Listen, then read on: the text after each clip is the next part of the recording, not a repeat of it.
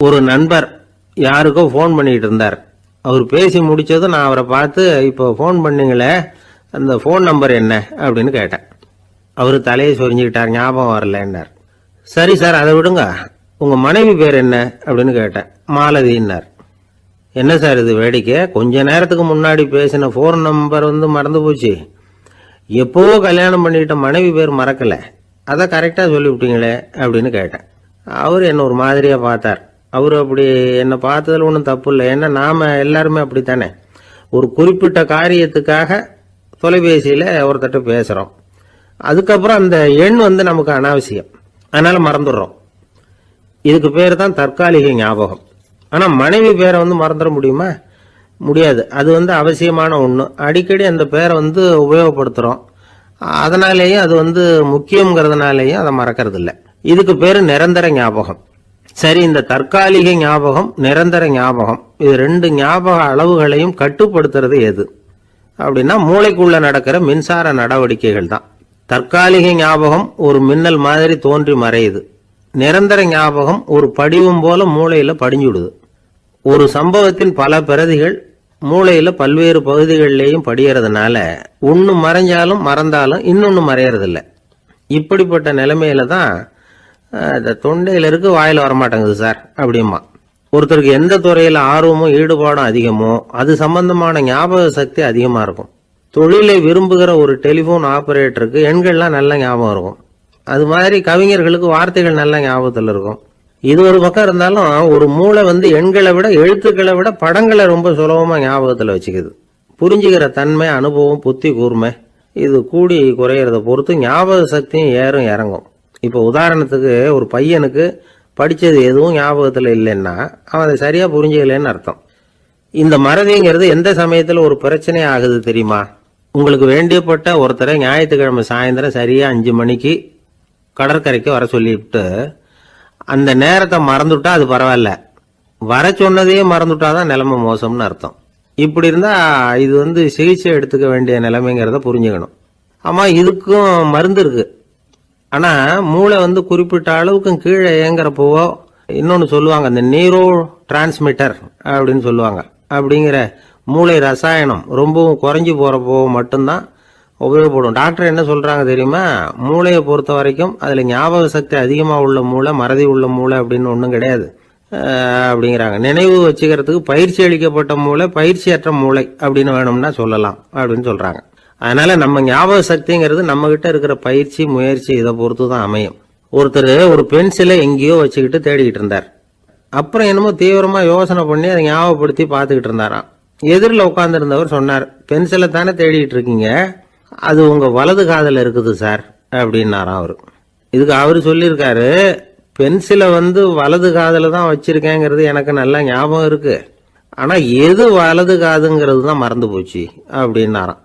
அவர் அதை தான் யோசிச்சுட்டு இருந்திருக்கிறார். ஒரு கடற்கரை ஓரம், அங்க ஒரு சின்ன கிராமம். அந்த கிராமத்துல ஒரு சின்ன பள்ளிக்கூடம். கடற்கரை ஓரத்தில் உள்ள ஒரு விடுதியில ஓய்வுக்காக ஒருத்தர் தங்கி இருக்கிறார். பள்ளிக்கூடத்துல ஏதோ விழா நடக்கிறது மாதிரி தெரிஞ்சுது. உடனே அவர் அந்த பக்கமா வந்தார். இங்க என்ன நடக்குதுன்னு விசாரிச்சார். பள்ளி ஆண்டு விழா நடக்குதுன்னாங்க. உடனே போனார். கண்காட்சி ஒன்று வச்சிருந்தாங்க. உள்ள போய் பார்த்தார். பள்ளிக்கூடத்தில் படிக்கிற மாணவர்களே சொந்தமாக தயார் பண்ண பொருள்களை காட்சிக்கு வச்சிருக்கிறாங்க. அந்த ஊர் மக்கள்லாம் அதை கூட்டம் கூட்டமாக போய் பார்த்துக்கிட்டு இருக்கிறாங்க. இவரும் ஆர்வமாக அதையெல்லாம் பார்த்துக்கிட்டே போகிறார். ஒரு இடத்துல ஒரு சின்ன ரயில் செஞ்சு வச்சுருந்தாங்க, மாணவர்களே தயார் பண்ணது. மின்சாரத்தால் அது ஓடுறது மாதிரி பண்ணி வச்சுருந்தாங்க. அதில் ஒரு சின்ன பொத்தான் இருக்கும், அது அமுக்குனா ரயில் ஓடும், சுற்றி சுற்றி வரும். மாணவர்கள் எதிரில் நின்று அதுக்கு விளக்கம் கொடுத்துக்கிட்டு இருக்கிறாங்க. இவர் அதை கவனிச்சார். ரயில் ஓடுறத பார்த்தார். அங்கே நின்றுக்கிட்டு இருந்த மாணவர்கள்கிட்ட விளையாட்டாக கேட்டார், ஏன்பா இந்த ரயில் எதனால் ஓடுது அப்படின்னு கேட்டார் இவர். சக்தியினால் ஓடுது அப்படின்னாங்க மாணவர்கள். அது என்ன சக்தின்னு கேட்டார். அதுக்கு பேர் மின்சாரம் அப்படின்னாங்க.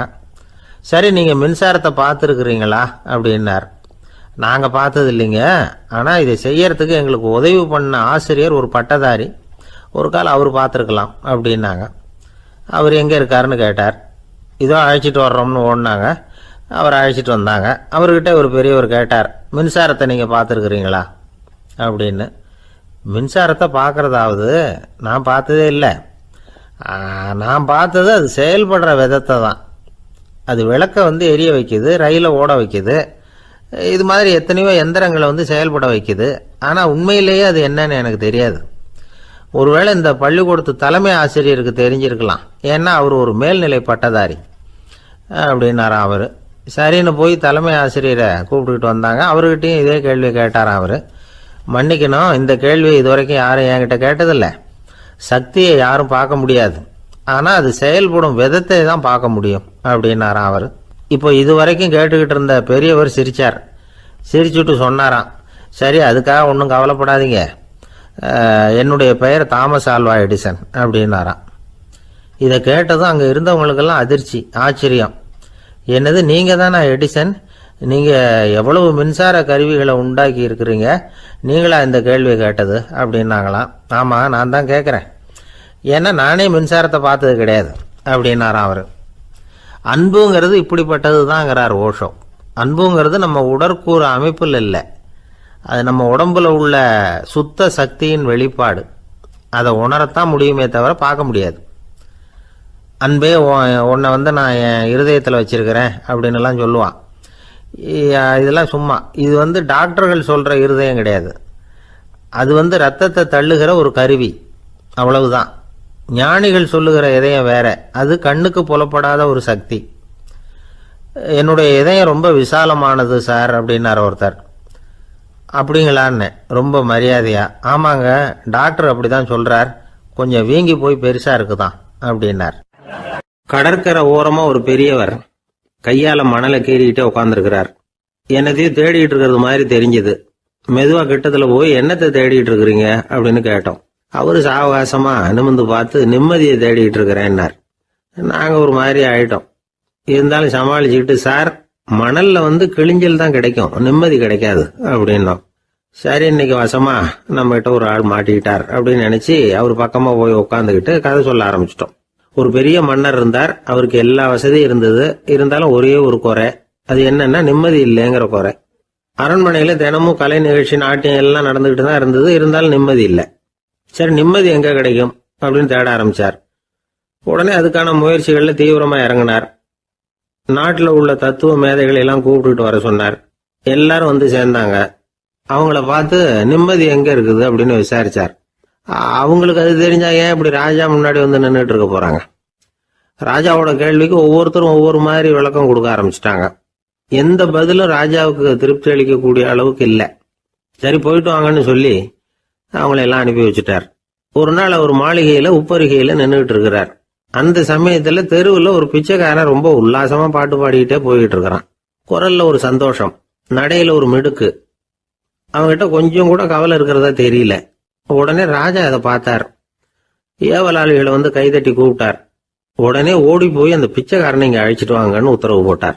இவங்க உடனே ஓடி போய் அவனை கூப்பிட்டாங்க. அரண்மனைக்கு வாழ்ந்தாங்க. அவன் வரல. அரண்மனைக்குள்ள அடி எடுத்து வைக்க மாட்டேன்னு சொல்லிவிட்டான். ராஜா கிட்ட விஷயத்தை சொன்னாங்க. அவருக்கு ரொம்ப ஆச்சரியம், இப்படி ஒரு ஆள் இருக்கிறானா அப்படின்னு. சரி, அவன் என்னதான் சொல்றான் அப்படின்னு விசாரிச்சார். இவங்க மறுபடியும் தெருவுக்கு போய் கேட்டாங்க. என்ன பார்க்கணும்னா ராஜா விருப்பப்பட்டாருன்னா அவரை வேணும்னா இங்க வர சொல்லுங்க அப்படின்னு சொல்லிவிட்டான். அதை ராஜா கிட்ட சொன்னாங்க. அவருக்கு கோபம் வரல. இவ்வளவு சுதந்திர உணர்வோடு இருக்கிறவன் சாதாரண ஆளா இருக்க முடியாது அப்படின்னு நினைச்சார். உடனே கிடுகிடுன்னு இறங்கி தெருவுக்கு வந்தார். பிச்சைக்காரங்கிட்ட போனார். நீ கவலைப்படாம சந்தோஷமா பாடிக்கிட்டு போறியே, அது எப்படி முடியுது உன்னால அப்படின்னு கேட்டார். ஏன் அப்படி கேக்குறீங்கன்னா, அதுக்கு இல்ல, எனக்கு அரண்மனையில எவ்வளவோ சுகபோகங்கள்லாம் இருக்கு, இருந்தாலும் நிம்மதி இல்லை. இது ஏன்னு எனக்கு தெரியல.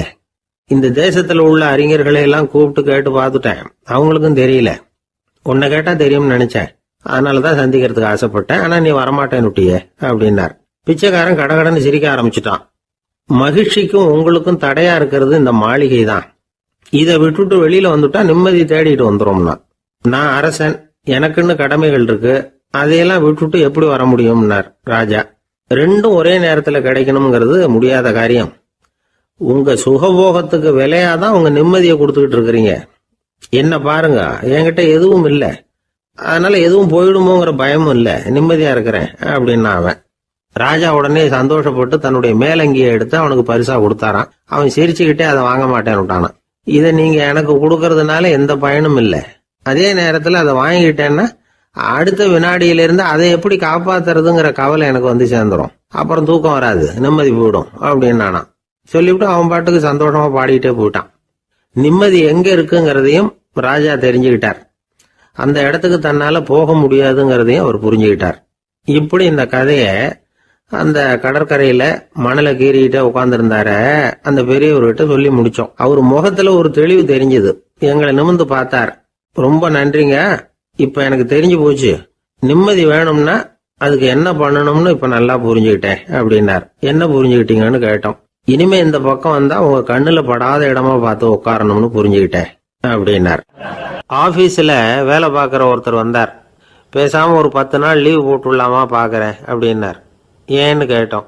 என்னுடைய மேலதிகாரி ஒரு முசுடு சார், அவர்கிட்ட வேலை பார்க்கறது ரொம்ப கஷ்டமா இருக்குது அப்படின்னார். ஆபீஸ்ல வேலை பார்க்கறவங்க எல்லாம் ஒரு விஷயத்த நல்லா ஞாபகத்துல வச்சுக்கணும். மேலதிகாரிங்கிறவர் ஒரு பெரிய மகான் இல்லை, அவரும் ஒரு மானிட பிறவிதான். சராசரி மனுஷனுக்குள்ள பலம் பலவீனம் ரெண்டும் அவருக்கும் உண்டு. அதனால அவரை கொஞ்சம் அனுசரிச்சு போறதுக்கு பழகிறது தான் நல்லது. மேலதிகாரிகள்ல பல வகை உண்டு. அதுல முக்கியமா 3 வகை. அதுல ஒரு வகை எப்படி தெரியுமா? உங்களை ஒரு வேலை செய்யற மெஷினா மட்டுமே நினைக்கக்கூடிய வகை. இவங்கெல்லாம் எப்படின்னா, எங்கேயாவது வெளியூர் போயிருந்தா கூட அங்கேருந்து ஃபோன் பண்ணுவாங்க, அந்த வேலை என்னாச்சு, இந்த வேலை என்னாச்சு அப்படின்னு. இவங்களுக்கெல்லாம் உங்க நலனை பத்தியோ உங்க குடும்பத்தை பத்தியோ அக்கறை இருக்காது. நீங்க சொல்ற யோசனை எதுவும் இவங்ககிட்ட எடுபடாது. கொடுத்த வேலையை பாரு, நீ எனக்கு புத்தி சொல்ல வேணாம் அப்படிம்பாங்க. இவங்களை அனுசரிச்சு போறதுக்கு ஒரே வழி, இவங்க எதை சொன்னாலும் சரின்னு சொல்லிவிட்டு வேலையை கவனிக்க வேண்டியதுதான். இவங்க கிட்ட வேற எந்த கேள்வியும் கேட்டுக்கிட்டு இருக்கக்கூடாது. ஆமா சாமி போடுறது கௌரவ குறைச்சல் இல்லை, அது ஒரு அலுவலக சௌகரியம், அவ்வளவுதான். இன்னொரு வகையான மேலதிகாரிகள் எப்படி தெரியுமா? இவங்கெல்லாம் ஆபீஸ் வேலையை பத்தி அதிகமா கவலைப்பட்டுக்கிட்டு இருக்க மாட்டாங்க. தங்களுடைய சொந்த இமேஜ் பாதிக்கப்படக்கூடாதுங்கிறதுலயே கவனமா இருப்பாங்க. இவங்கெல்லாம் அடிக்கடி உங்க நலனை விசாரிப்பாங்க. அதே மாதிரி நீங்களும் அவரை விசாரிக்கணும்னு எதிர்பார்ப்பாங்க. இந்த ரக அதிகாரிகளுக்கெல்லாம் புது வருட வாழ்த்து அனுப்பலாம், பிறந்தநாள் வாழ்த்து அனுப்பலாம். அவருக்கு எங்கேயாவது ஒரு பாராட்டு விழா நடந்தால் முதல் வரிசையில் போய் உட்காந்து உங்கள் முகத்தை காட்டலாம். ஆபீஸ் வேலையை மட்டுமே பார்க்குற பணியாளர்கள் இது மாதிரி அதிகாரிகள் கிட்ட நல்ல பேர் வாங்க முடியாது. இன்னொரு வகையான மேலதிகாரிகள் உண்டு. அவங்க எப்படின்னா, ஆபீஸ் வேலையை பற்றியும் கவலைப்பட மாட்டாங்க, தனக்கு கீழே வேலை பார்க்குறவங்கள பற்றியும் கவலைப்பட மாட்டாங்க. எக்காரணம் கொண்டும் தன்னுடைய பொசிஷனுக்கு ஆபத்து வந்துடக்கூடாதுன்னே நினைக்கக்கூடியவங்க இவங்க. இவங்களால கடுமையான வேலை செய்யவும் முடியாது, தீர்மானிக்கவும் முடியாது. எந்த முடிவையும் எடுக்காம அப்படியே தள்ளி போட்டுக்கிட்டே போடுவாங்க எல்லாத்தையும். இதனால என்ன ஆகும்னா, இவருக்கு கீழே வேலை பார்க்குற உங்களுக்கு பொறுப்பு அதிகமாயிடும். இவங்க கிட்ட போய் பிரச்சனையை மட்டும் சொல்லி பிரயோஜனம் இல்லை, அதுக்கான முடிவுகளை நீங்களே சொல்லணும். அப்போதான் இது மாதிரி அதிகாரிகள் கிட்ட நல்ல பேர் வாங்கலாம். அட்லீஸ்ட் கெட்ட பேர் வாங்காமலாவது காலம் தள்ளலாம். ஆபீஸில் வேலை பார்க்குறவங்க முக்கியமாக சில விஷயங்களை ஞாபகத்தில் வச்சுக்கணும். ஆபீஸில் நடக்கிற நல்லது கெட்டது எதுவாக இருந்தாலும் உடனடியாக மேலதிகாரிகிட்ட தெரிவிக்கிறது நல்லது. 3வது மனிதர் மூலமாக அதை அவர் தெரிஞ்சுக்கிறது அவ்வளவு நல்லதில்லை. எந்த மேலதிகாரியுமே தான் இந்த சர்பாஸ் செய்யப்படுறத விரும்புறதில்லை. அதனால் அவருக்கு தெரியாமல் மேலிடத்துக்கு மணி எழுதி போடக்கூடாது. அப்படி எழுதி போடுறவங்க சில பேர் இருக்கிறாங்க.